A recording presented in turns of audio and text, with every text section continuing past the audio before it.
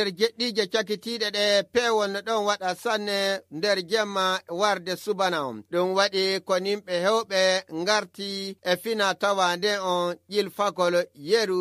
no inniraaɓe galleeji gon pamminiri.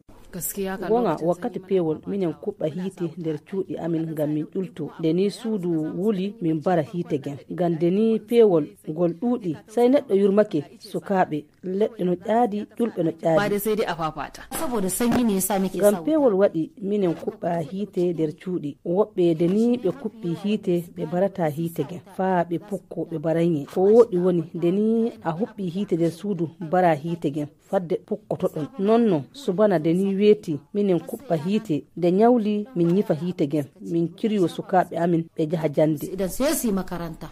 bako kuɓɓol hiite nder cuuɗi ƴilfaade ɗum gollan non gonangal no waɗe iɗum woodi baasi ko ɗum waawi waddande arto cellal ɓalli himɓe ɗon yeruna Mahamadou Gadje lokotorojo nder hôpital difangal famminiri. Le wakkati pewol ngol yimɓe ko huɓɓata hiite na ƴulɓe ɓaleeji nder cuuɗi no ƴulfo no haani acca ɗum ngam so ni tawi joomum no tawa nder nokku to ombi fuu curkin no waawi waddani joomum saɗormaaji kewɗi har ɓangare cellal ɓanndu iri hoore naawoore jiilol na irin no waawi ba yottani joomum e fille yonki so ni tawi henndu walaa no naatana joomum nden no haani yimɓe acca ɗum. nden noon o fammini fawade joni nafakka tawaɗo nder wattugol kolte jangol ko hissinta neɗɗo jangol kam fu e torraji goɗɗi. No haani yimɓe gaɗani yewtereji pindinoji dow saɗormaji ko ƴulfaaki nder suudu waawi waddi fudu e peewol ngol ɗo ko wonno waɗa nder leydi Difa. Yimɓe cuddoro e gudde mawɗe ko ittata jangol.